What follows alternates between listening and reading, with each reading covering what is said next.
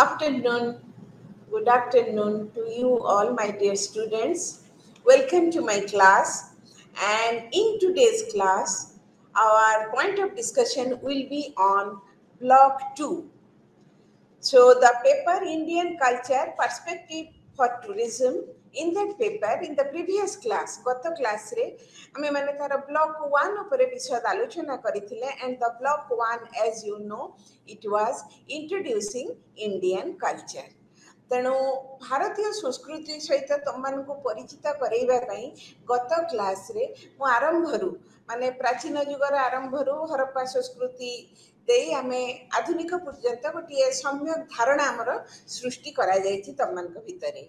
And in today's class we shall cover the block 2, and the name of block 2 is social structure. It consists of 4 units. ए जो social structure अच्छी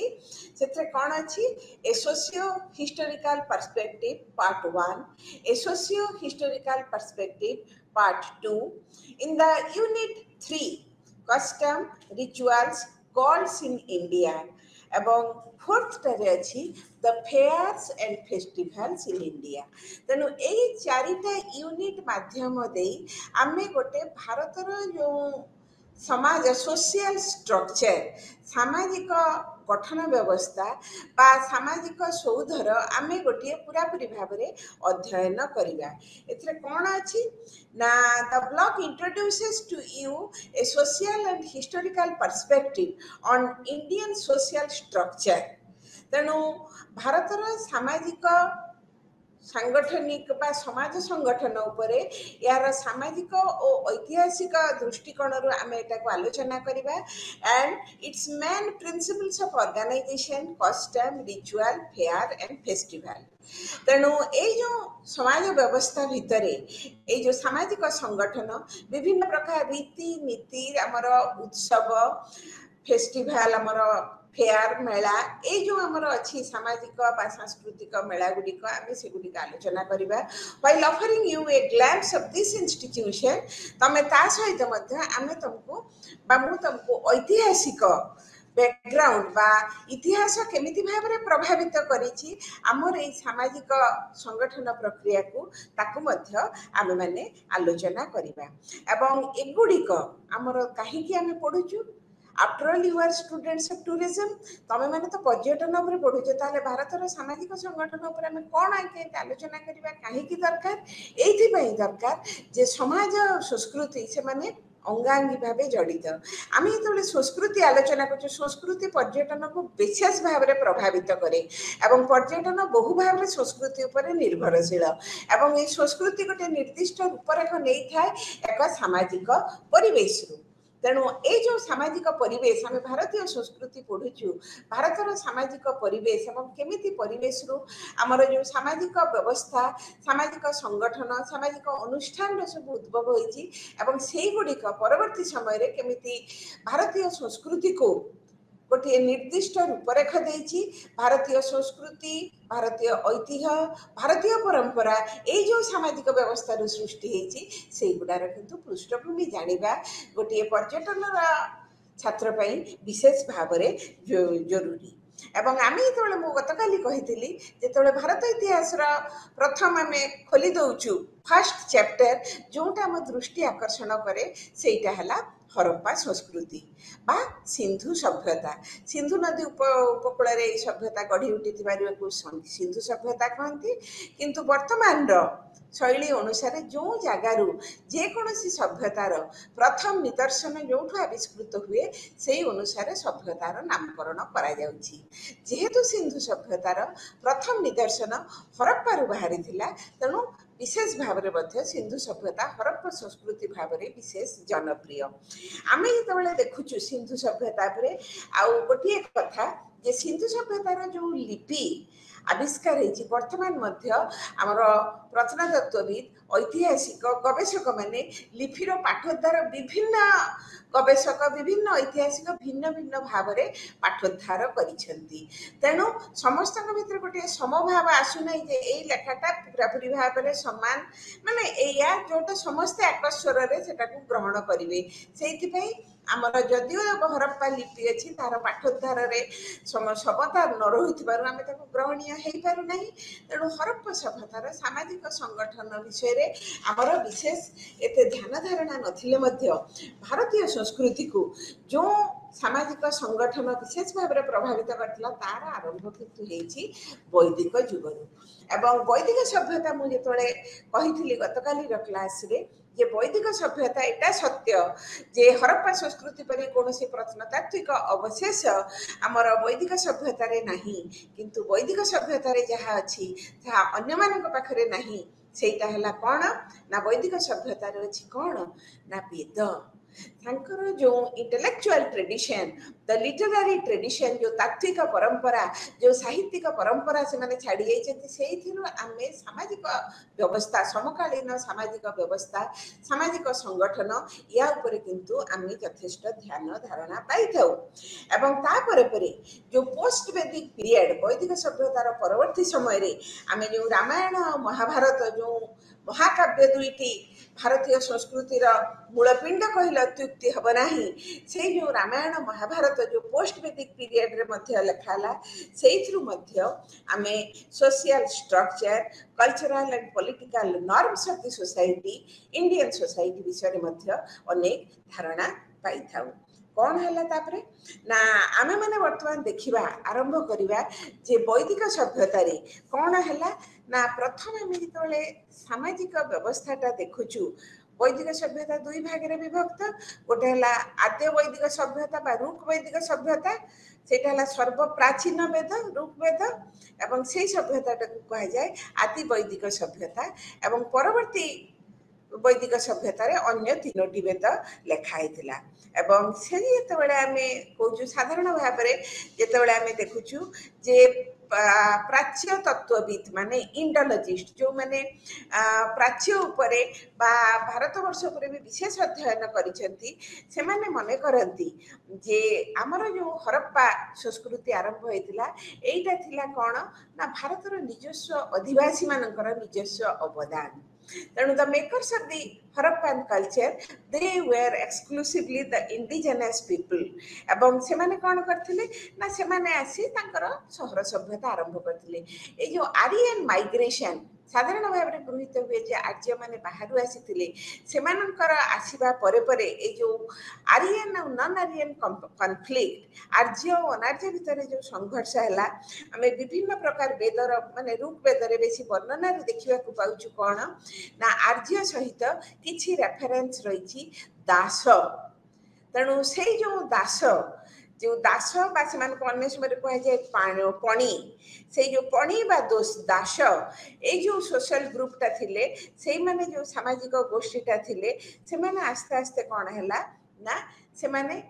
ଭାରତର ଅଭ୍ୟନ୍ତରକୁ ପ୍ରବେଶ କଲେ। ଏବଂ ଏଇ ଯେଉଁ ଉତ୍ତର ଭାରତରେ ଆମେମାନେ ଦେଖୁଛୁ ଆର୍ଯ୍ୟ ବସତି ବଳିଷ୍ଠ ଭାବରେ ନିଜକୁ ଅବସ୍ଥାପିତ କଲା, ଯେଉଁଥିପାଇଁ କି ଉତ୍ତର ଭାରତକୁ କୁହାଯାଏ ଆର୍ଯ୍ୟାବ୍ରତ। ତାପରେ କ'ଣ ହେଲା ନା ଲେଟର ଆମର ଏଇ ସମୟରେ ଆମେ ଦେଖୁଛୁ କ'ଣ ନା ଆସ୍ତେ ଆସ୍ତେ ଆମର ଆର୍ଯ୍ୟ ଅନାର୍ଯ୍ୟରୁ ସିଗ୍ନିଫିକାଣ୍ଟ ଚେଞ୍ଜେସ୍ ଆସିଗଲା। କେଉଁଠି ନା ପ୍ରଥମ ଅବସ୍ଥାରେ ତମର ସୋସାଇଟିରେ ଆମେ କ'ଣ ଥିଲା ଆମର ନା ଡିଭିଜନ ଅଫ୍ ଲେବର। ତେଣୁ ଯେତେ ପ୍ରକାର ଶ୍ରମକୁ ନେଇକି ବିଭକ୍ତିକରଣ ଥିଲା ଏବଂ ସେଇ ଅନୁସାରେ ଆମର କ'ଣ ଥିଲା ନା ସାମାଜିକ ବ୍ୟବସ୍ଥାରେ ସ୍ତରୀକରଣ ବା ବିଭିନ୍ନ ସ୍ତରର ସାମାଜିକ ବିଭାଜନ ଥିଲା। ଏବଂ ପରବର୍ତ୍ତୀ ବୈଦିକ ଯୁଗରେ ଆମେମାନେ କ'ଣ ଦେଖୁଛୁ ନା ପରବର୍ତ୍ତୀ ବୈଦିକ ଯୁଗରେ ଆମର ଆସିଯାଉଛି କ'ଣ ନା ଗୋଟେ ବର୍ଣ୍ଣାଶ୍ରମ ପ୍ରଥା। ଆମର ଋକ୍ ବେଦର ପୁରୁଷ ସୂକ୍ତରେ ଯେଉଁ ଶ୍ଲୋକଟି ଅଛି, କ'ଣ ଅଛି? ବ୍ରହ୍ମାନ୍ ମୁଖମାସିଦ୍ୟ ବାହୁଂ କ୍ଷତ୍ରିୟାଣାଂ କୃତ ଜଙ୍ଘଂ ବୈଶ୍ୟାନାଂ ଚ ପଦ୍ଭ୍ୟାଂ ଶୂଦ୍ରମ୍ ଅଜାୟତ। କ'ଣ ହେଲା ନା ବ୍ରହ୍ମାଙ୍କର ମୁଖରୁ କୋଉମାନେ ମୁଖମଣ୍ଡଳରୁ ଯେଉଁମାନେ ଜାତ ହେଇଛନ୍ତି ସେମାନେ ହେଲେ ବ୍ରାହ୍ମଣ। ତାପରେ ତାଙ୍କର ସ୍କନ୍ଦ ଦେଶ ବା ହାତରୁ ଜାତ ହୋଇଛନ୍ତି କ୍ଷତ୍ରିୟମାନେ, ତାଙ୍କର ଜଙ୍ଘ ଦେଶରୁ ଜାତ ହୋଇଛନ୍ତି ବୈଶ୍ୟମାନେ, ଏବଂ ପଦ୍ଭ୍ୟାଂ ଶୂଦ୍ର ଅଜାୟତ, ପଦ ଦେଶରୁ ଆସିଛନ୍ତି ଶୂଦ୍ରମାନେ। କ'ଣ ହେଉଛି ନା ଫୋରଫୋଲ୍ଡ ଡିଭିଜନ ଅଫ୍ କାଷ୍ଟ। କ'ଣ ହେଲା ନା ଆମେ ପ୍ରଥମ କ'ଣ ହେଲା କ'ଣ ନା ବେଦ ଯେତେବେଳେ ଲେଖା ହେଲା, ଯେଉଁମାନେ ଲେଖିଲେ ତାପରେ ସେମାନେ ନିଶ୍ଚିତ ଭାବରେ ସେମାନେ ପଣ୍ଡିତ ଥିଲେ, ଜ୍ଞାନୀ ଗୁଣୀ ଏମାନେ ଥିଲେ। ତାପରେ ପରେ ସେଇ ବର୍ଗଟାର ଆସ୍ତେ ଆସ୍ତେ ସେମାନେ କ'ଣ ହେଲେ ନା ନିଜକୁ ଯେଉଁ ବ୍ରାହ୍ମଣ ଦ ପ୍ରିଷ୍ଟ ଗୋଷ୍ଠୀ ଦ ସ୍ପିରିଚୁଆଲ କଷ୍ଟୋଡିଆନ ହେଲେ ସମାଜର। ଏବଂ ଯେଉଁମାନେ କ'ଣ କଲେ ନା ବହିର୍ଶତ୍ରୁ ଆକ୍ରମଣରୁ ଦେଶକୁ ବା ଆମର ସମାଜକୁ ରକ୍ଷା କଲେ ସେମାନେ ନିଜକୁ ସେକେଣ୍ଡ ଇନ୍ ଦ କ୍ୟାଟେଗୋରୀ କ୍ଷତ୍ରିୟ। ଏବଂ ଯେଉଁମାନେ ସାମାଜିକ ବ୍ୟବସ୍ଥାଟାର ମ୍ୟାନେଜମେଣ୍ଟ କରେଇଲେ ଅର୍ଥନୀତି ଦ୍ୱାରା ସେମାନେ ହେଲେ ବୈଶ୍ୟ। ତିନି ଜାତିର ସେବା ଯେଉଁମାନେ କଲେ ସେଇମାନେ ହେଲେ ଶୂଦ୍ର। ଏବଂ ଏଇଟାକୁ କୁହାଯାଉଥିଲା କ'ଣ ନା ବର୍ଣ୍ଣାଶ୍ରମ ପ୍ରଥା, ଯାହାକି ଥିଲା କ'ଣ ନା ଜୀବିକା ଉପରେ ଆଧାରିତ। କିନ୍ତୁ ତାପରେ ପରେ ଆମେ ଦେଖୁଛୁ କ'ଣ ନା ଦ ମାର୍ଚ୍ଚ ଅଫ୍ ଟାଇମ୍ ଆମର ବର୍ତ୍ତମାନ ଆସିଯାଉଛି କ'ଣ ନା ଏଇ ଯେଉଁ ବର୍ଣ୍ଣାଶ୍ରମ ପ୍ରଥା ଆମର ଯେତେବେଳେ ପରବର୍ତ୍ତୀ ବୈଦିକ ଯୁଗରେ ତମର ଆସିଗଲା ବିଭିନ୍ନ ପ୍ରକାର ଉପନିଷଦ, ବିଭିନ୍ନ ପ୍ରକାର ଧର୍ମଶାସ୍ତ୍ର, ଏବଂ ସେଇ ସମୟରେ ଆମେମାନେ ଦେଖୁଛୁ କ'ଣ ନା ଆମର ଏଇ ଯେଉଁ ପ୍ରଥମ ଯେଉଁଟା ଥିଲା ଆମର ବର୍ଣ୍ଣାଶ୍ରମ ପ୍ରଥା ଜୀବିକା ଆଧାରିତ, ସେଇଟା ବର୍ତ୍ତମାନ ଆସିଗଲା କ'ଣ ଇଟ୍ ଗ୍ରାଜୁଆଲି ବିକେମ୍ ଭେରି ରିଜିଡ୍। ଅତ୍ୟନ୍ତ କ'ଣ ରିଜିଡ୍ ମାନେ କ'ଣ ପରିବର୍ତ୍ତନ, କୌଣସି ପରିବର୍ତ୍ତନକୁ ଆଉ ସେମାନେ ଗ୍ରହଣ କରିବାକୁ ପଡ଼ୁଛନ୍ତି, ଭୀଷଣ ରକ୍ଷଣଶୀଳ ମନୋଭାବ ହେଲା। ଏବଂ ପୋଷ୍ଟ ବେଦିକ ସୋସାଇଟିରେ ଆମେ ଦେଖୁଛୁ କ'ଣ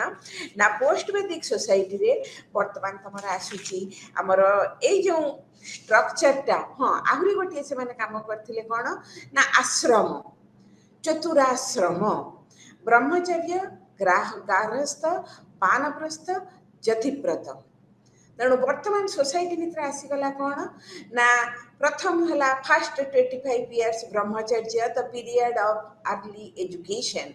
ଶିକ୍ଷା ଦୀକ୍ଷା ଗ୍ରହଣ କରିବାର ସମୟ, ନିଜର ଚରିତ୍ର ଗଠନର ସମୟ। ତାପରେ ଆସିଗଲା ଦ୍ୱିତୀୟ ଫେଜ୍ ପାରିବାରିକ ସମୟ, ବିବାହ କରିବ, ସନ୍ତାନ ଜନ୍ମ ହେଲା ପରେ ଗୋଟେ ପରିବାର ପ୍ରତିପୋଷଣ କରିବ, ପରିବାର ଓ ସମାଜ ପ୍ରତି ଦାୟିତ୍ୱ ପ୍ରତିପାଳନ କରିବ। ତାପରେ ଆସିଯାଉଛି ଥାର୍ଡ଼ ଫେଜ୍। ଥାର୍ଡ଼ ଫେଜ୍ ହେଲା କ'ଣ ନା ବାନପ୍ରସ୍ଥ। ଆସ୍ତେ ଆସ୍ତେ 50 ପରେ ସମସ୍ତେ କ'ଣ ନା ଦୂରକୁ ରହିବାକୁ ଚେଷ୍ଟା କରିବ, একটা ডিসঅ্যাটাচমেন্ট, আস্তে আস্তে দূরেইବାକୁ ଚାଲି କରିବ। ତାପରେ କ'ଣ କରିବ ନା ଆମେ ବନକୁ ଯିବୁ, 50ରୁ 75 ବର୍ଷ ବାନପ୍ରସ୍ଥ ଅବଲମ୍ବନ କରିବ। ଏବଂ ତାପରେ 25 ବର୍ଷ ସାଧାରଣ ଭାବରେ ଗୋଟିଏ ଆର୍ଯ୍ୟମାନଙ୍କର ସେମାନେ ଜୀବନର ଲଞ୍ଜିଭିଟି କରିଥିଲେ 100 ବର୍ଷ। ତେଣୁ 4 ଭାଗ ଏଇଟା ଗୋଟେ ସେମାନଙ୍କର ଡେଭଲପ୍ କଲା। ତେଣୁ ଆମେ ପୋଷ୍ଟ ବେଦିକ ସୋସାଇଟିରେ ଆମେମାନେ କ'ଣ ଦେଖୁଛୁ ନା ପୋଷ୍ଟ ବେଦିକ ସୋସାଇଟିରେ ଏଇ ଯେଉଁ ଚତୁରାଶ୍ରମ ପ୍ରଥା ଯେଉଁଟା ପ୍ରଥମ ଥିଲା ଜୀବିକା କୈନ୍ଦ୍ରିକ, ସେଟା ଆସ୍ତେ ଆସ୍ତେ ହେଲା କ'ଣ ନା ଜନ୍ମ କୈନ୍ଦ୍ରିକ। ମାନେ your caste will be determined not by your occupation but by your birth। ଏବଂ ଆହୁରି ଗୋଟିଏ ବଡ଼ କଥା ଆସିଲା କ'ଣ ନା ଏଇ ବର୍ଣ୍ଣରୁ ଯେଉଁ 3 ବର୍ଣ୍ଣ ଯେଉଁମାନେ କି ବ୍ରହ୍ମାଙ୍କର ମୁଖ, ସ୍କନ୍ଦ ଏବଂ ଜଙ୍ଘରୁ ଜାତ ହେଇଥିଲେ, ବ୍ରାହ୍ମଣ, କ୍ଷତ୍ରିୟ ଏବଂ ବୈଶ୍ୟ, ସେମାନେ ହେଲେ ବର୍ଣ୍ଣ। ଆଉ ଶୂଦ୍ର ଗୁଡ଼ା ହେଲେ ସବୁଠୁ ଇଏ। ଆହୁରି ସେମାନଙ୍କୁ କ'ଣ କୁହାଗଲା ଅବର୍ଣ୍ଣ ବା ଅସବର୍ଣ୍ଣ। ଏବଂ ତା ଭିତରୁ ଆହୁରି ସମାଜ ଆହୁରି ରକ୍ଷଣଶୀଳ ହେଇ କ'ଣ କଲା ସେମାନଙ୍କୁ ନା ଅଛୁଆଁ,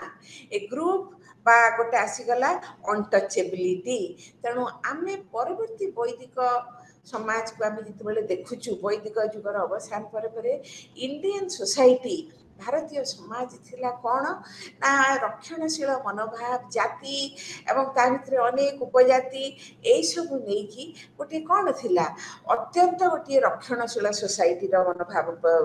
ରହିଥିଲା। ଏବଂ ଏଇ ସମୟରେ ଆମେମାନେ ଦେଖୁଛୁ କ'ଣ ନା complexity in the social structure, rigidity of the social structure, conservatism of the social structure ଏତେ ଅଧିକା ହେବାକୁ ଆରମ୍ଭ କଲା ଯେ ଆମେମାନେ ଦେଖୁଛୁ ଶେଷରେ ଚାର୍ବାକ ପୁଣି ଯେଉଁ ଫିଲୋସଫର, ସେମାନେ ମାନେ ଜୀବନଟା କ'ଣ ନା ଆମେ ଏତେ ସବୁବେଳେ କ'ଣ ବଡ଼ ବଡ଼ କଥା, ବଡ଼ ବଡ଼ ଦର୍ଶନ,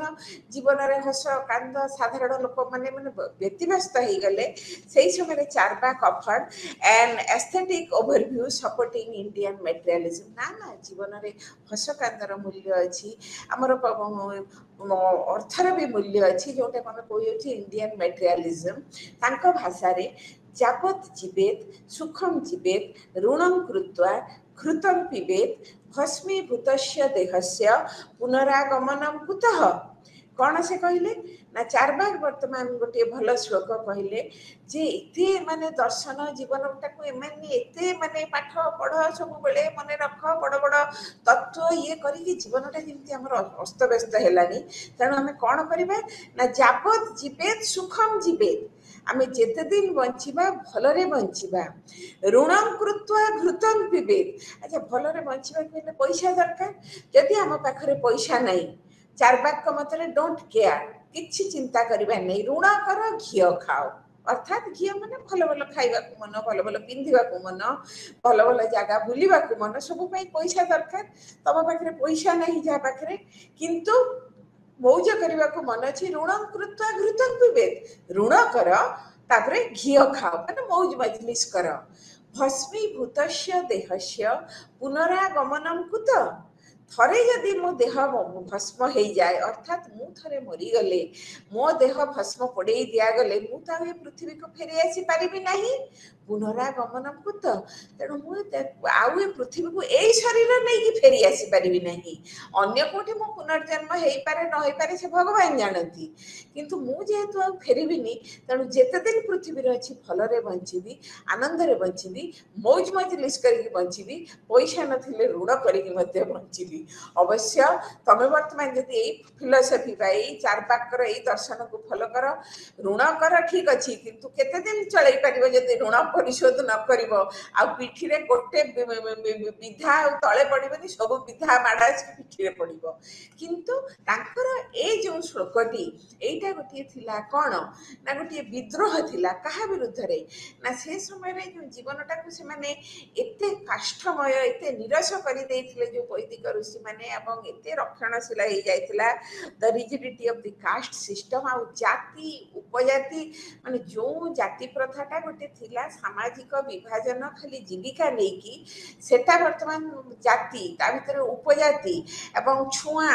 अछुआ एवं आहुरी गोटे गोष्ठी ता भितर वर्तमान आसीगले कृतदास गोष्ठी द गोष्ठी where to we find out what is called slaves तेणु कृतदास गोष्ठी इट ऑल्सो मीन्स आम केमिति जानूछु ना कौटिल्य अर्थशास्त्र तमे जानिछ कौटिल्य बा चाणक्य से थिले कहा राज दरबार रे चंद्रगुप्त मौर्यंकर राज दरबार रे एवं सेटा को समय काल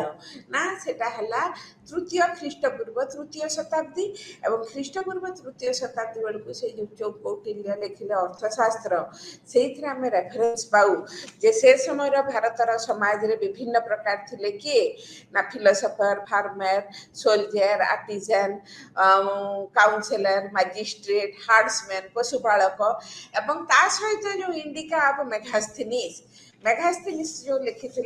इंडिका से रेफरेन्स पाउचु कौन ना भारत रे समाज रे से समय बहु जाति उपजाति थिले एवं एई परिप्रेक्षी रे मु तुमको निहाती भाव रे कहिबी जे वैदिक सभ्यतार अवसान पर भारत में दुईटी धर्मर आविर्भाव घटी मौर्य साम्राज्य आसवा पूर्व चाणक्य आसवा पूर्व एवं तुमने से पढ़ीच जो इतिहास पढ़ाऊँगी ख्रीष्टपूर्व षष्ठ शताब्दी रे आ मन रख India is the proud mother of 4 religions of the world भारतर ये विश्वर धर्मीय आकाश रे बा धर्मीय परिप्रेक्षी रे धर्मीय रंगमंच रे जदि आमे देखू भारत वर्षरु 4टी धर्मर आविर्भाव घटी पृथ्वी रे जेते धर्म अछंती भारत वर्षरु 4टी धर्मर आविर्भाव घटी गोटे हला हिंदू धर्म गोटे हला जैन धर्म गोटे हला बौद्ध धर्म गोटे हला सिख धर्म एवं ए जो हिंदू धर्म तो मूलर आस्ते आस्ते कौन हिंदू धर्म बोली नथिला किंतु आमर ये चलनी परवर्ती समय निर्दिष्ट रूपरेख नहीं हिंदू धर्म बा सनातन धर्म आम कहूलु एवं परवर्ती समय हिंदू धर्म नाम परिचित है ख्रीष्टपूर्व षष्ठ शताब्दी रे आसिला कौन ना बौद्ध धर्म जैन धर्म एवं बौद्ध धर्म जैन धर्म मन रख ये the founders of this 2 religion एमाने समस्ते किंतु क्षत्रिय महावीर जी जी कि थिले 24तम तीर्थंकर 24th तीर्थंकर ऑफ जैनिज्म सी भी थिले क्षत्रिय एवं गौतम बुद्ध सी भी थिले क्षत्रिय देख ये जो धर्मीय पुरुष माने से माने किंतु ब्राह्मण नुहंती। तेणु ये जो ब्राह्मण मानकर आधिपत्य, ब्राह्मण मानकर मनमुखी कारबार, ब्राह्मण मानकर धर्म को नहीं एकचाटिया अधिकार साब्यस्त करवा, ए सब किंतु क्षत्रिय मानक भल लगी नथिला। क्षत्रिय माने थिले समाज रे सेकंड गोष्ठी बा द्वितीय वर्ग ब्राह्मण मानक परे। तेणु से माने they protested against this Brahmanical predominance of the Indian society, जो कि among the Kshatriya communities they are arose to reformers. मन रख महावीर जी ना गौतम बुद्ध से माने किंतु नूतन धर्म प्रतिष्ठा करने आशारे से माने आसी नथिले,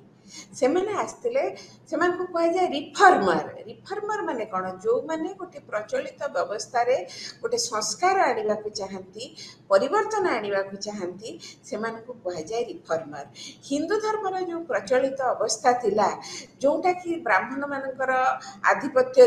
विशेष भाव में रक्षणशील हो जाइतिला, दुर्नीतिग्रस्त हो जाइतिला, धर्म नाम रे अनेक अंधविश्वास कुसंस्कार धर्मीय वातावरण को नष्ट करुथिला। से माने वर्तमान सेटा को किछि संस्कार आनिबा को चाहिथिले। So originally they did not aim at establishing separate religions, but the irony of fate, किंतु भाग्यर एमती निष्ठुर परिहास जे से माने कौन हैला ना हिंदू धर्म को संस्कार करने को जाई दे themselves became the founder of two religions of India, and in due course of time they got placed in the religious map of the world, Buddhism and Jainism. तेणु मोर एटी कहबार कथा है जे परवर्ती वैदिक सभ्यता परे परे महाकाव्यर युग परे परे रामायण महाभारत लेखा हवा परे परे बौद्ध धर्म और जैन धर्म आसवा परे आमे देखुछु कौन ना सामाजिक व्यवस्था रे से माने मध्य अनेक परिवर्तन आनिबा को चाहिथिले, जोंथि पई कि बुद्धिज्म गोटे कौन करथिला इक्वालिटी एवं वुमेन मानक मध्य से माने तांकर संघरे स्थान देइथिले। तेणु सामाजिक व्यवस्था एमिति भाव रे कुसंस्कार ग्रस्त हेतिला, से माने किछिटा संस्कार आनुथिले।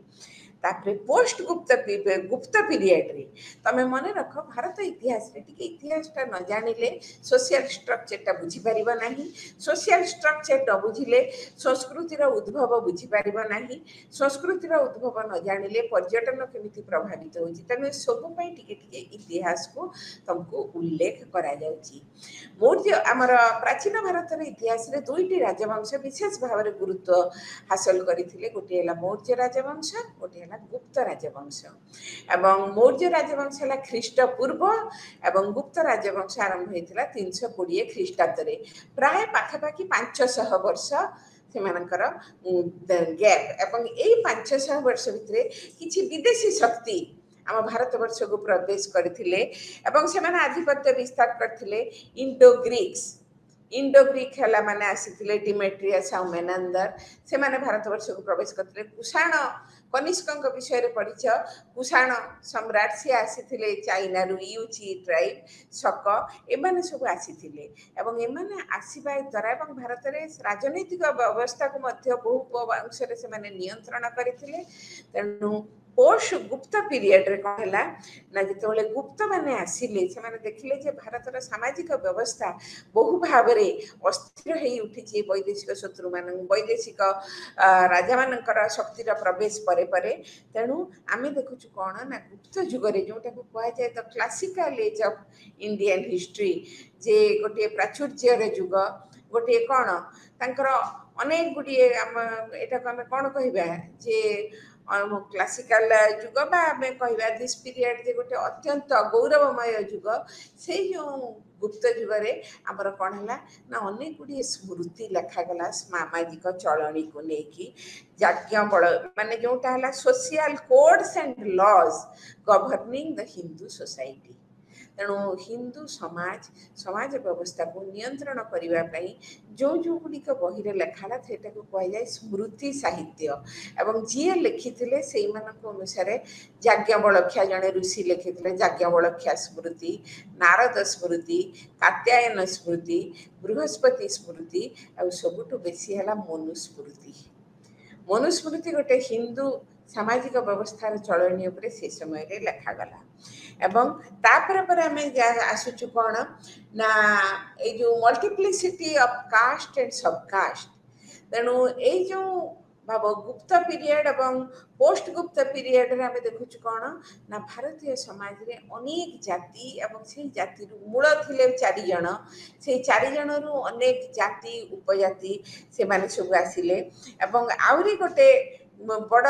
ଇଏ ହେଲା କ'ଣ ନା କାୟସ୍ଥ ଏପର୍ଯ୍ୟନ୍ତ କ୍ଷତ୍ରିୟ ଥିଲେ ଗୋଟେ ରାଇଟର କମ୍ୟୁନିଟି, କାରଣ ଗୁପ୍ତ ଯୁଗରେ ଅନେକ ତମର ଇଣ୍ଟେଲେକ୍ଚୁଆଲ ଡେଭଲପମେଣ୍ଟ ହେଇଛି, ଗୋଟେ ରାଇଟର କମ୍ୟୁନିଟି ଆମେମାନେ ଦେଖିବାକୁ ପାଉଛୁ। ଦେ ମେଡ୍ ଦେୟାର ପ୍ରେଜେନ୍ସ। ଆଉ ତମର ଅର୍ଥନୈତିକ ସ୍ତରରେ ଆମେ କ'ଣ ଦେଖୁଛୁ ନା ତ ଶ୍ରେଷ୍ଠୀଜ ଗୋଟେ ଶ୍ରେଷ୍ଠୀ ଗୋଟେ କ'ଣ ମାନେ ଧନାଢ୍ୟ ଆମେ ଯେଉଁଟା ଜମିନଦାର ଟାଇପ୍ର। ତମେ ଯେତେବେଳେ ବୁଦ୍ଧଙ୍କର ଜାତକ ଗଳ୍ପ ପଢ଼ିବ, ଯେଉଁମାନେ ଧନୀ ବ୍ୟକ୍ତି ସେମାନଙ୍କୁ କୁହାଯାଉଥିଲା ଶ୍ରେଷ୍ଠୀ।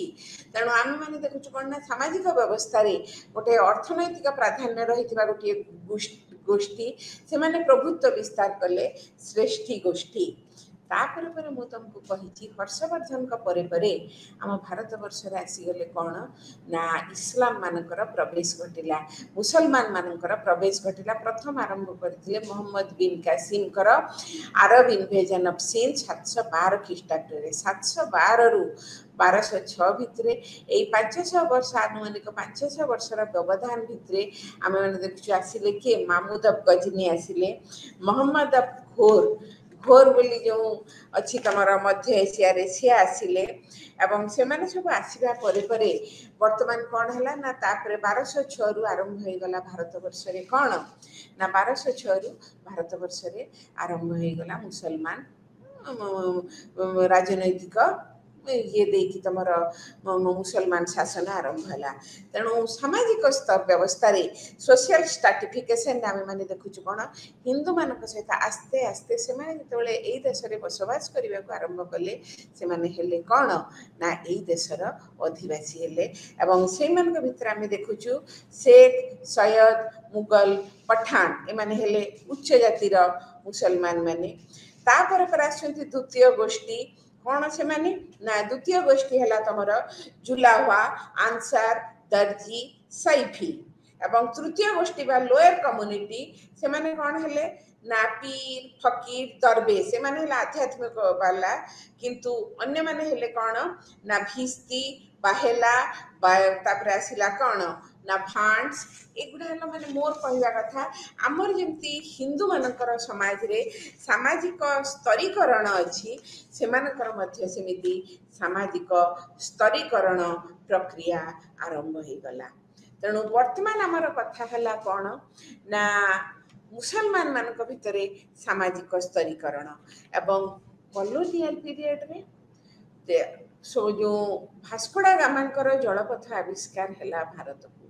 1496ରେ। ତାପରେ ପରେ ଧୀରେ ଧୀରେ ୟୁରୋପୀୟ ଜାତିମାନେ ୟୁରୋପରୁ ଆସି ଭାରତକୁ କାହିଁକି ଆସିଲେ ବ୍ୟବସାୟ ବାଣିଜ୍ୟ କରିବା ପାଇଁ ଏବଂ ସର୍ବଶେଷରେ 1757 ବେଳକୁ ଇଂଲିଶ ଇଷ୍ଟ ଇଣ୍ଡିଆ କମ୍ପାନୀ ବର୍ତ୍ତମାନ ରାଜନୈତିକ ଆଧିପତ୍ୟ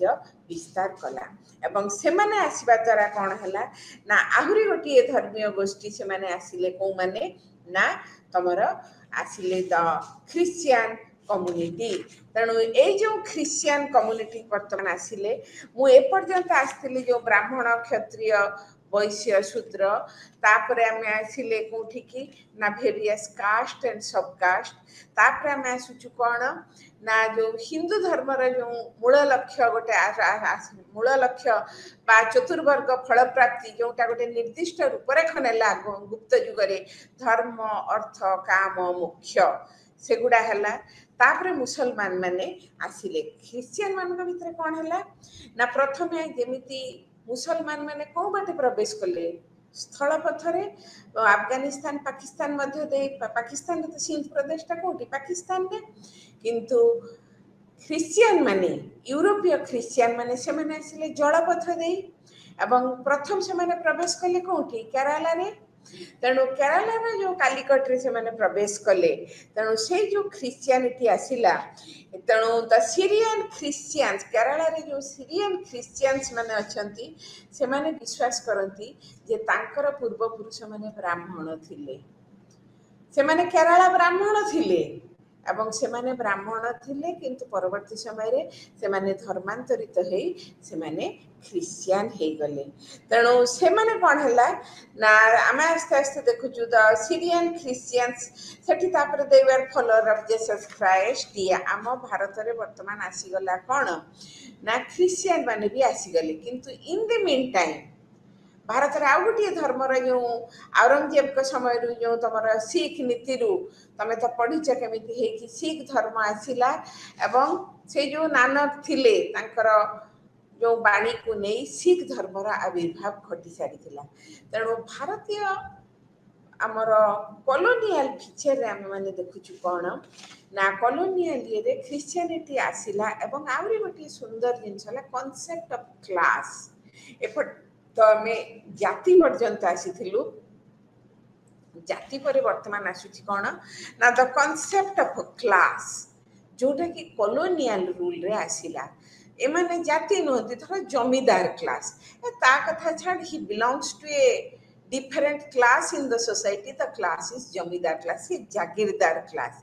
यही माने जो माने दरबार रे विभिन्न प्रकार बा एडमिनिस्ट्रेशन रे विभिन्न प्रकार भाग नौथिले से माने गोटे गोटे कॉन्सेप्ट नुआ कॉन्सेप्ट आसिला सामाजिक व्यवस्था रे जोटा को कहा जाउथला द क्लास कॉन्सेप्ट। तेणु आमे वर्तमान देखिबा कोन ना the impact of the colonial rule. Colonial rule रे प्रथम गोटे हला कोन ना ट्रेड एंड कॉमर्स बढ़िला आ विशेष करी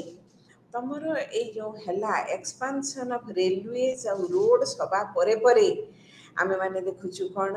ना ए जो जाति प्रथा ए जो अनेक गुडे इंडस्ट्री हला लोक मान को यातायात बढ़िला तेणु ए जाति प्रथाटा आहुरी बेसी रु बेसी रिजिड होथिला। Universal uneven growth of social classes किछि अनइवन ग्रोथ गोटे माने समांतराल भाव रे तमर जो सोशल वर्तमान आमर वर्तमान सामाजिक व्यवस्था रे तमे देखुछ जो ग्लोबलाइजेशन परे परे किछि लोक बहुत बड़ लोक हे जाउछंती, मध्यवित्त गोष्ठी हठात तांकर उच्च मध्यवित्त गोष्ठी का संख्या बढ़ी जाउची, एणे किछि लोक हठात दरिद्र हे जाउछंती। एटा को कहा जाय अनइवन ग्रोथ। छाड़ एटा आमे देखुछु। आउरी गोटे हला कोन ना सामाजिक व्यवस्था रे द रिफॉर्मिस्ट मूवमेंट जेमिति एंशिएंट टाइम रे महावीर जी न गौतम बुद्ध आनिथिले कोन ना महावीर जी न गौतम बुद्ध आनिथिले रिफॉर्म करबा हिंदू रिलीजियन। राजा राम मोहन राय आनिले कोन the reform, he wanted to reform the Hindu social structure जोंत पे से गोटे अनुष्ठान गठन कले ब्राह्मण समाज एवं तांकु फॉलो करिकी बा तांको परे परे आमे देखुछु कोन ना Mahadev Govind Ranade a jurist from Maharashtra he founded Prarthana Samaj एवं तापर पर आमे देखुछु कोन ना आर्य समाज एवं ब्राह्मण समाज को प्रोटेस्ट करी राजा राममोहनकर संस्कारवादी मनोभाव को प्रोटेस्ट करी तमर आसिले किए द ऑर्थोडॉक्स हिंदूज जो माने कि रक्षणशील हिंदू माने थिले राजा राधाकांत देव को अधीन रे से माने कोन कले ना से माने विरोध आरंभ करथिले। एटा भी गोटे सोशल स्ट्रक्चर हेतिला एवं विशेष करी ज्योतिराव फुले पीपल राइट ज्योतिराव गोविंद राव फुले से कौन कले ना for the uplift of the Hindu of lower class in the Hindu society. समाज रे सबटार जो निम्न वर्ग आमे जोटा को अछुआ वर्ग कहूछु असवर्ण वर्ग कहूछु से माने को दक्षा पई से वर्तमान कौन कले ना सेटा को जो आरंभ कले से माने जो मूवमेंट आरंभ कले for the uplift of the lower class in the society. एटा थिला रिफॉर्मिस्ट मूवमेंट। तापर आसी रिवाइवलिस्ट मूवमेंट जे हिंदू धर्म को तार जो पुरातन ग्लोरी ए ग्लैमर को आमे पुनरुद्धार करिबा सेथि पई स्वामी दयानंद सरस्वती तांकर आर्य समाज तांकर क्लैरियन कॉल कोन थिला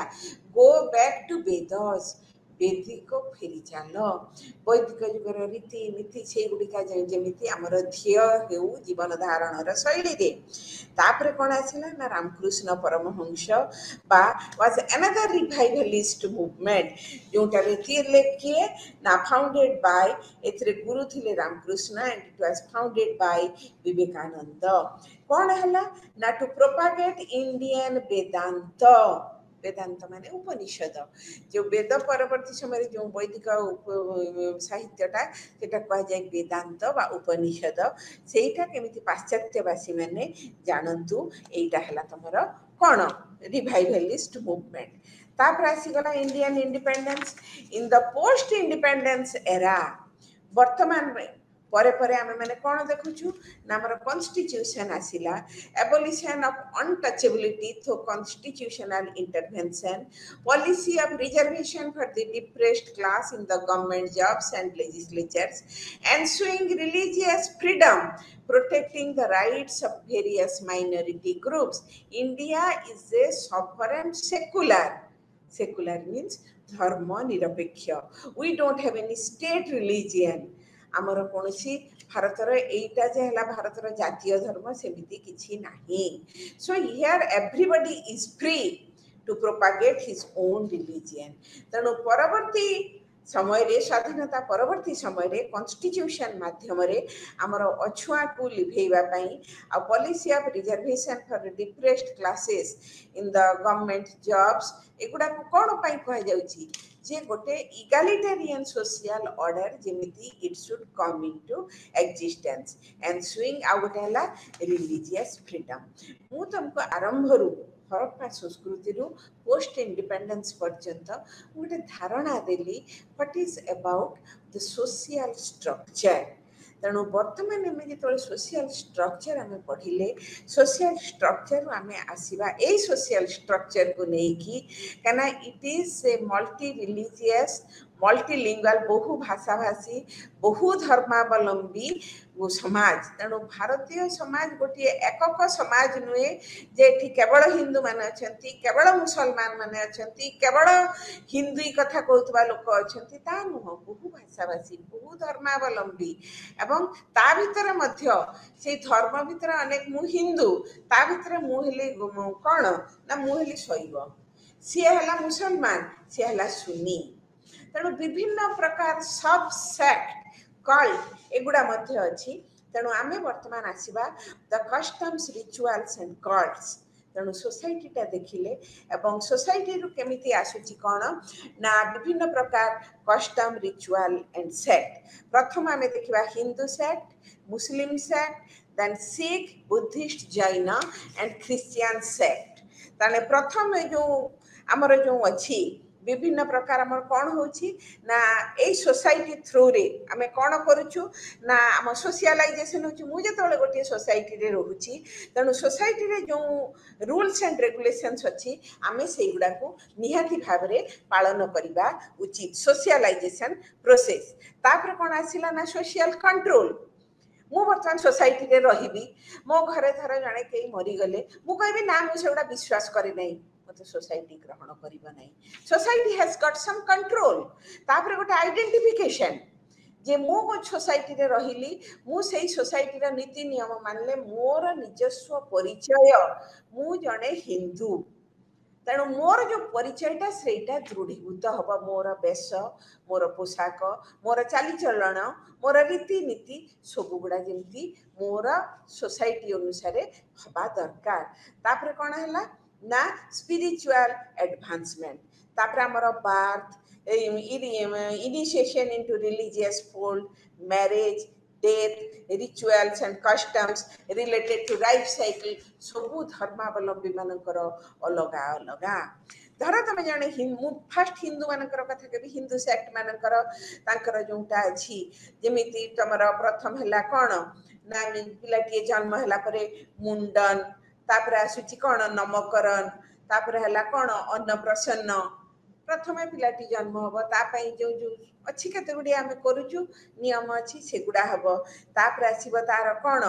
ना सेमिति ख्रिश्चियन जने मुसलमान जति तार जन्म हम ताको आजान करा जिवो एवं पिला पाकु नै कि ताको कुरान पढ़े कि सुनेबे सिख माने ताको गुरु ग्रंथ साहिब ताको गुरुद्वार नै कि पढ़ेबे एवं जने ख्रिश्चियन मानक पई समान को कोन करा जिवो Christians also have baptism taken place in the church marriage प्रत्येक धर्म रे रही निजस्व मैरिज नियमावली सबु ख्रिश्चियन मैरिज हुए कौटी ना चर्च भितर मुसलमान मानकर काजी माने आसंती हिंदू मानकर पुरोहित आसंती even in the death ceremony also आमे देखुछु कोन ना आमर विभिन्न प्रकार डेथ सेरेमनी किंतु किछि अछि it differs from religion to religion but certain rules and regulations certain customs rites and rituals are there which are to be followed after death तापर कोन हला ना अदर रिचुअल्स रे धर आमे गृह प्रवेश करूछु आमे वर्तमान देखुछु कोन ना कहा घर को जाऊछु किए हज करूछि किए तीर्थ करूछि एगुडा जो अदर रिचुअल्स प्रत्येक धर्म को लेकी सब बेले अलग अलग रही तापर आमे कोन आसीबा ना वर्तमान आमे देखिबा जे हिंदू मानक भितरे भी धर तम माने मु जने हिंदू एवं मु हेली कोन ना शैव मु भारी शिव पूजा करे तेणु मोर ध्येय हब मु जेतेबेले पर्यटन करिबी जने शैव भाबरे मोर इच्छा मु सब शैव धर्म पीठ को जीवी से हला जने कोन ना जने ख्रिस्टियन तेणु सी तार लक्ष्य करिला एवं से कैथोलिक ना प्रोटेस्टेंट जो ख्रिस्टियन हेटिबा से कैथोलिक ताकर चर्च गुडा को विजिट करिवो तेणु आमे माने देखुछु कोन ना इधर मुसलमान माने तांकर हला India the Sunnis the Shias the Bohras the Ahmadiyyas the Wahhabis समस्त रही कोन निजस्व धर्म विश्वास तेणु आमे से जो निजस्व धर्म विश्वास नहीं अनेक समय आमर पर्यटन मध्य से अनुसार नियंत्रित होता है आमर हिंदू धर्म अच्छी वैष्णव सेक्ट तेणु जो माने वैष्णव से माने विभिन्न प्रकार तांकर गोष्ठी अच्छी तेणु से माने कौन करछंती ना से अनुसार तांकर place of pilgrimage is decided तापर अछंती शैव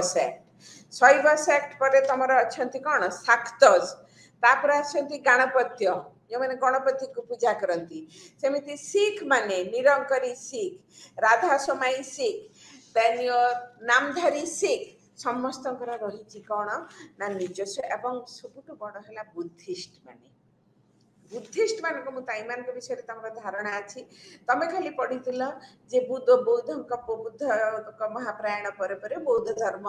दुई भाग रे विभक्त हीनयान महायान हीनयानपंथी माने बौद्धंकर नीति नियम पर गुरुत्व दौले महायान माने मूर्ति पूजा करते किंतु आहुरी तापर बौद्ध धर्म रे जितेबाला हिंदू धर्म द्वारा प्रभावित हुए जितेबाला tantric elements when it entered into Buddhist religion it is known as Vajrayana Buddhism तेणु सी है वज्रयानी बुद्ध आउ जड़े है तुम सहज जान कालचक्र जान एगुड़ा है बौद्ध धर्मर नुआ नुआ गोष्ठी सब आसला तेणु आमे माने देखुछु कौन ना बौद्ध धर्म ये जो सब विभिन्न प्रकार गोष्ठी सब आसला तेणु से बोधिसत्व पूजा कले महायान बुद्धिस्ट माने से बोधिसत्व पूजा कले तेणु आमे माने देखुछु जे से बोध गया से जीव बोधिसत्व पद्म पाणी अवलोकितेश्वर ये तेणु से कौन है ना आस्ते आस्ते पिलग्रिमेजटा अलगा हो लगिला तुम अच्छी architecture Buddhist architecture Jain architecture एगुड़ा सब पर्यटन सहित अंगांगी भाव जड़ित द जैन सेक्ट तांकर है श्वेतांबर आउ दिगंबर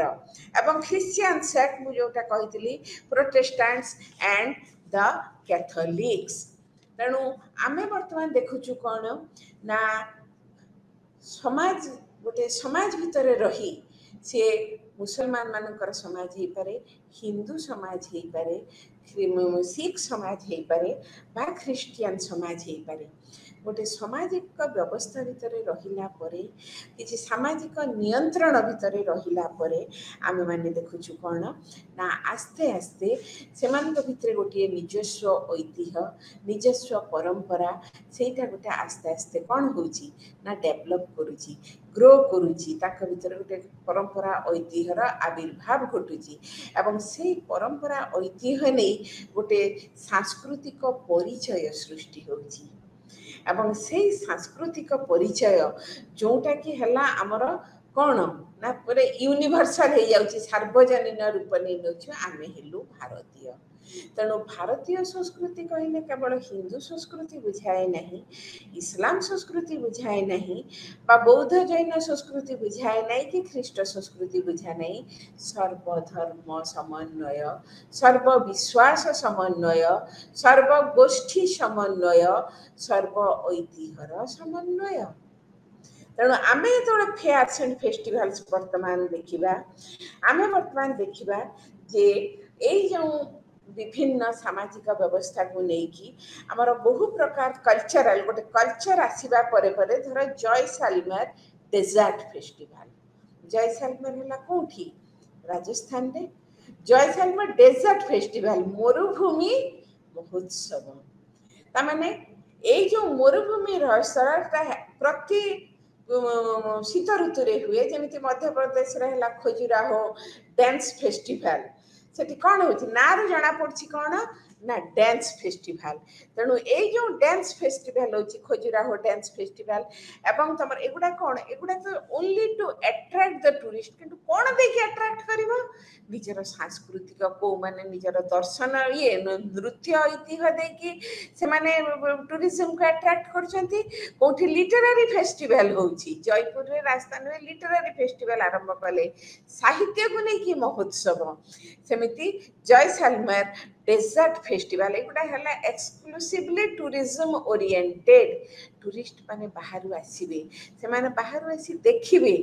ए फेस्टिवल रे से माने अंशग्रहण कले से माने रियलाइज करिवे what is the spirit of Indian culture भारतर परंपरा ऐतिह्य संस्कृतिर प्राणस्पंदन कौन से माने सेटा को करिवे एंजॉय एटा तो गला तमरा टूरिस्ट फेस्टिवल ता छड़ा मध्य आमर जो गुड़ा केते गुड़िया निजस्व फेस्टिवल रही तर होली दिवाली रामनवमी ईद उल फितर तमर ख्रिस्टमास एगुड़ा है कौन इट इज यूनिवर्सल ख्रिस्टमास रे मु पालन करे बा न करे हिंदू है किंतु मु निश्चय गोटे केक खाइबी निश्चय गोटे क्रिश्चियन भाई को मुझे कंग्रेचुलेटरी मेसेज देवी मुसलमान भाई को निश्चय गोटे मेसेज देवी ईद मुबारक मेसेज देवी ताने एटा आम भितर जो गोटे आमर सोशल बॉन्डिंगटा रोची एवं दीपावली रे बहु परिवार प्राय परिवार समस्ते किंतु प्रदीपटा जलांती कारण आलोकटा है गोटे कौन सकारात्मक दिगर प्रतीक गोटे कौन सुकर्म बा गोटे मनुष्य भितर गोटे सकारात्मक मनोवृत्ति आने पॉजिटिव वाइब्रेशन तेणु जे धर्म निर्विशेष मु बहु जगार देखी अण हिंदू माने दीपावली दिन दीप जलांती आलोकर पर्व समस्त जीवन आलोकित हो कई तो अंधकार चाहती नहीं से जीवन हो बा आमर पारिवारिक परिवार हो कर्मक्षेत्र हो सबुठी आमर आलोक ही आलोक आलोक माने गोटे सकारात्मक वार्ता एवं ता छड़ा मध्य आमे देखुछु अनेक हार्वेस्ट फेस्टिवल ए जो हार्वेस्ट फेस्टिवल आमर कौन है ना होली दिवाली ईद मोहरम बैशाखी ख्रिस्टमास एगुड़ा गला हार्वेस्ट फेस्टिवल रे कौन आछि ना बिहू बिहू आसिला ओनम पोंगल लोहरी एगुड़ा सब आसुची कौन एवं विशेष करी एगुड़ा depended on agriculture Punjab Lohri तुमर विंटर क्रॉप जेतेबेले धान कटा होची पंजाब रे आरंभ होची एवं पोंगल रे न्यू क्रॉप संक्राई पोंगल से कौन कहते ना rice cooked in milk and jaggery तमर क्षीर आ गुड़ देकी नुआ चाउलटा रंधा होइछ हम नुआ खाई रे होनी हम तो ओडिसा रे भी तो नुआ खाई रे नुआ जो नुआ चाउल देकी हमर जो पर्वटा होछि नुआ खाई एटा कोन आमर सेटा जेतेबेले पश्चिम ओडिसा रे होछि आमर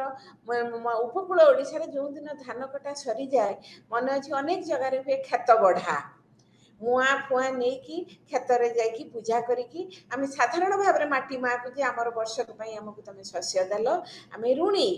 आमे पुणी पूजा करूछु पुणी जेमति आर वर्ष तमे फलप्रसू हबो देकी मुआ फुआ सब बंटा हुए अनेक जगह एटा गोटे लोकल कस्टम एटा हुए तो गोटे सर्व ओडिशा नहेले मध्य अनेक स्थान रे किंतु धान कटा सरिले आमर माटी पूजार गोटे रही संस्कृति पेडी क्रॉप तापर आछि रबी क्रॉप पई Rabi crop में होली और Baisakhi are primarily celebrated to mark the harvesting of new Rabi crop. Here wheat, forms the center of all rituals. ଏଇଟା କ'ଣ ନା ହ୍ୱିଟ୍ ବା ଗହମ। ଆଉ କ'ଣ କରାଯିବ ଅନେକ ଜାଗାରେ ଯେତେବେଳେ ହୋଲିରେ ଯେଉଁ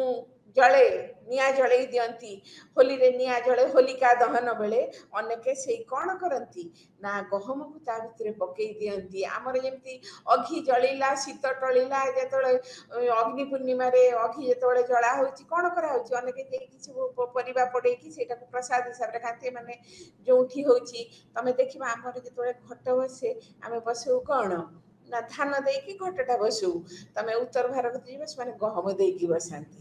ତାଙ୍କର ଧାନ ବିଶେଷ ଏତେ ଚଳଣି ନାହିଁ, ଗହମଟା ଅଛି। ସେମାନେ ଗହମଟା ଦେଲେ ଏବଂ ସେ ଯେଉଁ ପୋଡ଼ା ଗହମଟାକୁ ସେମାନେ ପ୍ରସାଦ ହିସାବରେ ଗ୍ରହଣ କରୁଛନ୍ତି। ତେଣୁ ଏଇ ଯେଉଁ ଫେଷ୍ଟିଭାଲ ଗୁଡ଼ା ଆମର ଏଠି ପାଳନ ହେଉଛି, ଆମେ ଏଠି ଦେଖୁଛୁ କ'ଣ ନା they are also associated with our culture. ତାପରେ ଆସୁଛି କ'ଣ ନା ମକର ସଂକ୍ରାନ୍ତି ତାମିଲନାଡୁ ଆଉ ଆନ୍ଧ୍ରପ୍ରଦେଶରେ। ତାପରେ ଆସୁଛି ମକର ସଂକ୍ରାନ୍ତି ଲୋହରୀ। ତାପରେ ଏଗୁଡ଼ା ହେଲା ତମର କ'ଣ ନା କାଇଟ୍ ଫ୍ଲାଇଂ। ଆମର ତ ଏଠି ବେଶୀ ହେଉଛି କାଇଟ୍ ଫ୍ଲାଇଂ। ପାର୍ସି ଯେଉଁ ମାନେ ଅଛନ୍ତି ପାର୍ସି କମ୍ୟୁନିଟି ଜୋରୋଷ୍ଟ୍ରିଆନ୍ସ, ତାଙ୍କର ହେଲା ନୌରୋଜ, ଦ ନ୍ୟୁ ଇୟର ସେଲିବ୍ରେସନ୍। ତେଣୁ ଆମେମାନେ ଦେଖୁଛୁ କ'ଣ ନା ବର୍ତ୍ତମାନ ଏଇ ଯେଉଁ ଫେୟାର୍ସ ଆଣ୍ଡ ଫେଷ୍ଟିଭାଲ୍ସ এইগুড়া সময় আসিযাଉଛି କ'ଣ, ଏବଂ এই ସମୟରେ କ'ଣ ହୁଏ ନା ଦ ଲୋକାଲ ଡ୍ୟାନ୍ସେସ୍। ଓନମରେ ହବ ତମର କ'ଣ ନା କଥାକଲି, ଲୋହରୀରେ ହବ ଭାଙ୍ଗରା। ଖାଲି ତମର ଯେ ସେଲିବ୍ରେସନ ହେଉଛି ତା ନୁହଁ, ପଞ୍ଜାବରେ ଯେତେବେଳେ ଲୋହରୀ ଫେଷ୍ଟିଭାଲ ହେଉଛି harvesting festival, to the tune of Bhangra, ସେଠି ଆସୁଛି ପଞ୍ଜାବର ଭାଙ୍ଗରା। କଥାକଲି ହେଲା classical dance, chief attraction of Onam festival. ତେଣୁ ଓନମ୍ ଫେଷ୍ଟିଭାଲ ମାନେ କ'ଣ ହବ ନା କଥାକଲି ଡ୍ୟାନ୍ସ ହବ। ଆଉ ସବୁଠୁ ହେଲା ନବରାତ୍ରି ଇନ୍ ଗୁଜରାଟ। ବର୍ତ୍ତମାନ ତ ଆସିଗଲାଣି ନବରାତ୍ରି, ଆମର ଓଡ଼ିଶାରେ ବି ସାରା ଭାରତରେ କରୁଛନ୍ତି, କିନ୍ତୁ ଏଇଟା ଏକ୍ସକ୍ଲୁସିଭଲି ଗୁଜରାଟରେ ଏବଂ ଦେଖିବା ଆରମ୍ଭ ହେଇଥିଲା ଗଡ଼ବା ଆଣ୍ଡ ଦାଣ୍ଡିଆ। ତେଣୁ ଗଡ଼ବା ଆଣ୍ଡ ଦାଣ୍ଡିଆ ସେଇ ଯେଉଁଟା ହେଲା ସେଇଟା ଆମେମାନେ ଦେଖୁଛୁ କ'ଣ ନା ନବରାତ୍ରରେ ବି ସେଇଟା ଆସିଯାଉଛି। ତାପରେ ଆସୁଛି ଦଶହରା, ଦଶମୀ, ବିଜୟା ଦଶମୀ, ଗ୍ୱାଲିୟର,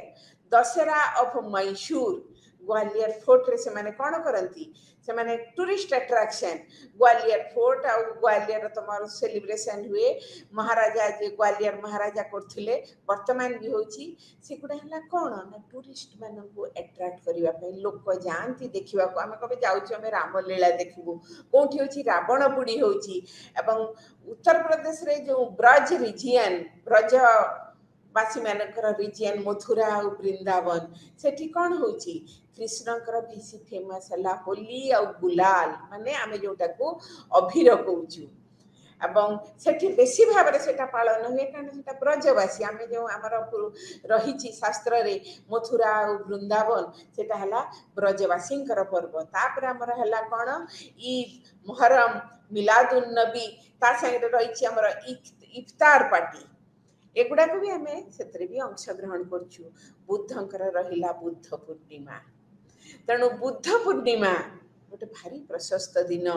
ଏବଂ ସେଇଟାରେ ସମସ୍ତେ ଆମେ କ'ଣ କରୁ ନା ଅନେକେ ଯାକି କ'ଣ କରନ୍ତି ନା ବୁଦ୍ଧ ପୂର୍ଣ୍ଣିମା ଦିନ, ଏଇଟା ଏକ୍ସକ୍ଲୁସିଭଲି ଖାଲି ହିନ୍ଦୁ ବୁଦ୍ଧିଷ୍ଟ ମାନେ ନୁହଁ, ହିନ୍ଦୁମାନେ ମଧ୍ୟ ଏଇ ପୂର୍ଣ୍ଣିମାରେ ଗୁରୁତ୍ୱ ରହିଛି। ଆଉ ଯେଉଁମାନେ ଗଣପତିଙ୍କୁ ପୂଜା କରନ୍ତି ଯେଉଁ ଗୋଷ୍ଠୀ,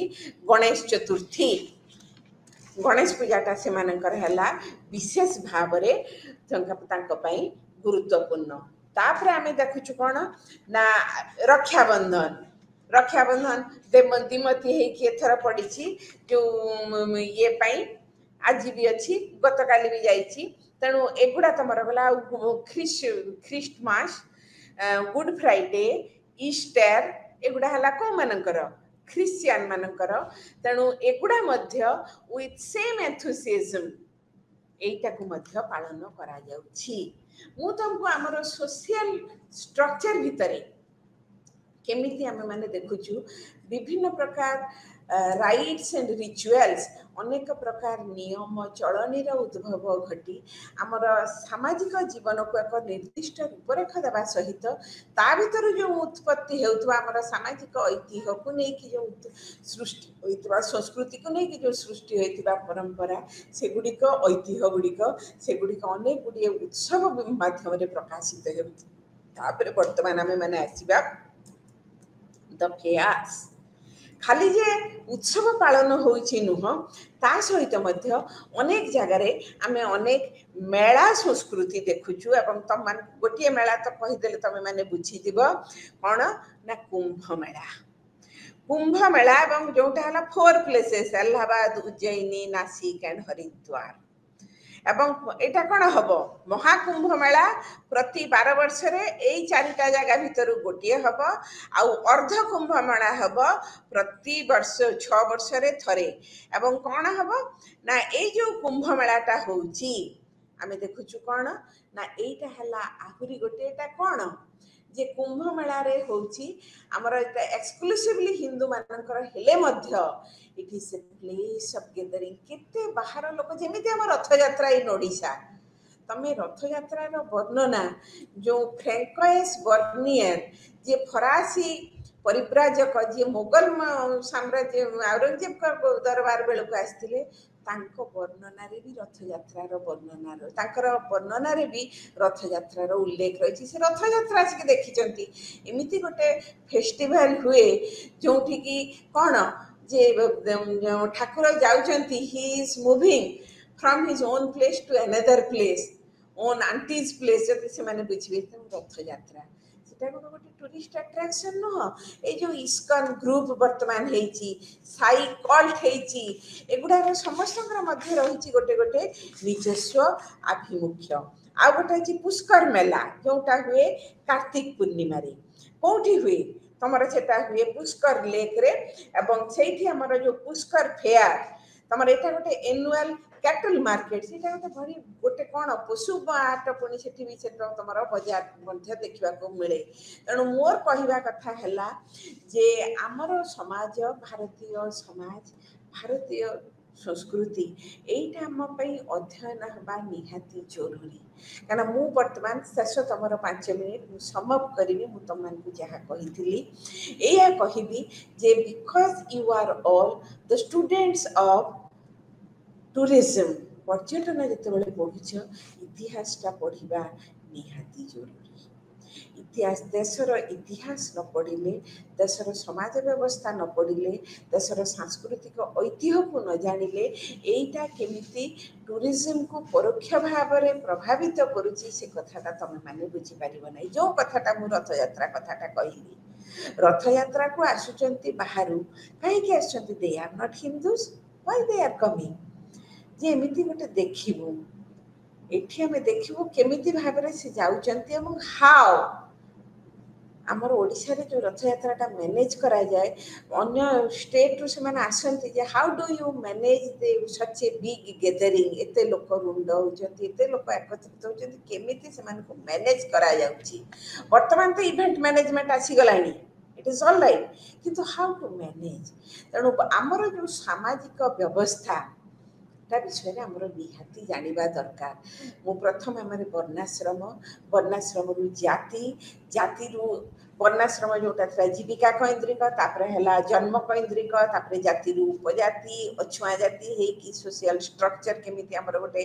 कलुषित सोशल स्ट्रक्चर हेतिला तापर परे सेही सोशल स्ट्रक्चर रु केमिति पोस्ट इंडिपेंडेंस ये पर आस्ते आस्ते आमे माने देखुछु कोन ना कॉन्स्टिट्यूशन ने केमिति गोटे to bring into existence an egalitarian society केते दूर रही सेटा अलगा कथा किंतु लक्ष्य रही गोटे समाज समय equality based egalitarian society based on equality और सेही थिरो जो आसुची विभिन्न प्रकार फेयर्स एंड फेस्टिवल्स केते गुडी का हमर धर्मीय festival which has found mention excuse me they have found mention कोथरे से माने मेंशन पाउचंती ना हमर शास्त्र रे इथरे पाउचंती किंतु आजिकाली कार परिवेश हमर ओडिसा रे देखिबा तमे खुनी कोणार्क ये पूरी बीच फेस्टिवल समुद्र बेलाभूमि फेस्टिवल होची एटा कोन होची this is for tourist attraction तमर कोणार्क डांस फेस्टिवल होची this is for tourist attraction Rajarani festival होची and in different places you will find out the regional festivals a new trend is emerging तेणु tourist मानू बा तमें जो देखुच तुम बहिर पछ पाखे अच्छी the tourist map of India गोटे पूरा पूरी मैप रे भी वर्तमान tourism has gained so much of importance at present day sequence वर्तमान एकविंश शताब्दीर तृतीय दशकर पृथ्वी पर्यटन गुरुत्व एत मात्रा वृद्धि पाई जड़े पर्यटन छात्र हिसाब से तुम मैंने निश्चित भाव में आमर समाज व्यवस्था को अनुध्यान कर विभिन्न केमी आम ऐतिह्य परंपरा सृष्टि होगी लक्ष्य कर ऐतिह्य परंपरा केमी पर्यटन को प्रभावित करुच्चा आमर विशेष भाव में लक्ष्य रहा उचित आशा करें पिला माने तम माने जो सेकंड यूनिट तमरा the social structure you have got a very clear idea. So the basic thing that is required in this connection is to get yourself thoroughly acquainted with the evolution of social structure.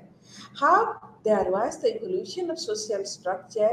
from Vedic time and how it has come to the present social structure or social setup. So my dear students, this is for your information, and as you know that after Indian culture तेणु प्रथम आम पढ़िले भारतीय संस्कृति कौन एवं भारतीय तापर आम आज पढ़िले भारतीय संस्कृति उद्भवर पृष्ठभूमि कौन एवं तापर आम पढ़ा ये जो भारतीय संस्कृति तार विभिन्न वैशिष्ट्य एवं आगामी काली क्लास रे आम पढ़ा सूक्ष्म कला बा फाइन आर्ट्स जोटा भीतर अच्छी dance music and your painting तेणु वर्तमान जो दुईटी क्लास मुझे तमर प्रथम दुईटी class introducing Indian culture and the social structure as you know they are exclusively with the background एगुड़ा तुम मान को background हबा so that it will be easier on your part to follow with the social fine arts, popular culture, architecture, archaeology and antiquity, handicraft, then your tribal culture. Then the last point of our discussion will be the policy issues in culture. So dear students, the customs, rituals, cults in India, fairs and festivals in India, when we are making a vivid description on these issues, they are exclusively related to the social structure for which the first two units, a socio-historical perspective, part 1, part 2, we now made our focus on those two units and ultimately we discussed accordingly. So dear students, kindly go through your unit, the book that has been prescribed for this block, and in today's class, what impression you have gathered, if you will go through the book, you can get a very clear idea. So this much for this class. Again, good evening to you all. Thank you.